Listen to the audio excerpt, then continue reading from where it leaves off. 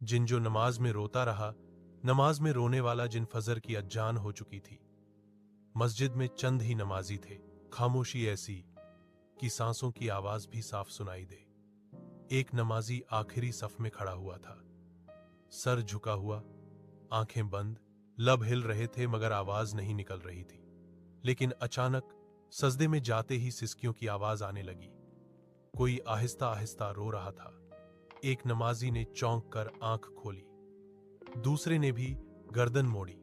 आवाज आखिरी सफ ही से आ रही थी। यह कौन है? किसी ने दिल में सोचा। नमाज खत्म हुई। इमाम साहब मुड़े, सलाम फेरा और आखिरी सफ की तरफ देखते ही चेहरा संजीदा हो गया। वह नमाजी अभी तक सजदे में था। इमाम साहब ने आहिस्ता आवाज दी, बेटा, नमाज खत्म हो गई है। कोई जवाब नहीं आया। इमाम साहब आगे बढ़े।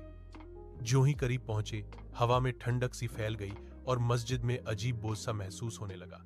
अचानक सजदे से एक भरी हुई आवाज आई, मुझे मत उठाओ, मैं बहुत देर बाद सजदे में आया हूं। इमाम साहब रुक गए, दिल कांप उठा। आवाज फिर बोली, मैं जिन हूं और मैंने सदियों बाद सद्दा किया है। मस्जिद में सन्नाटा छा गया। कोई सांस भी जोर से लेने की हिम्मत न कर सका। इमाम साहब ने मजबूत लहजे में कहा, अगर तू जिन है तो सच बता, क्यों रो रहा है? सजदे से आवाज आई और अब वह आवाज आंखों को भिगो देने वाली थी। मैं नमाज छोड़ने वाला था। मैं अल्लाह को भूल चुका था।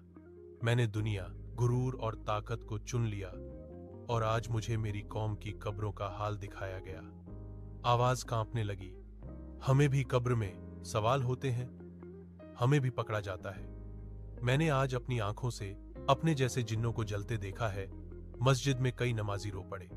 जिनने सजदे में रोते हुए कहा, अल्लाह ने मुझे एक रात दी है, सिर्फ एक सजदा, अगर यह कबूल हो जाए तो शायद मैं बच जाऊं। इमाम साहब की आंखों से आंसू बह निकले। उन्होंने कहा, अल्लाह की रहमत वसी है, सच्चे दिल से मांग। अचानक वह वजूद हल्की सी हवा में बदलने लगा। जाते जाते बस एक जुमला कहा, इंसानों, नमाज को हल्का मत समझना। हम जलकर यह सीख रहे हैं और तुम जिंदा होकर भी नहीं सीखते। और फिर खामोशी। मस्जिद में सिर्फ रोने की आवाजें रह गईं। उस दिन के बाद वह मस्जिद कभी खाली नहीं रही। सबक, नमाज सिर्फ फर्ज नहीं, यह वह सहारा है जो इंसान और जिन दोनों को अल्लाह के करीब करता है। संदेश, लाइक, शेयर, फॉलो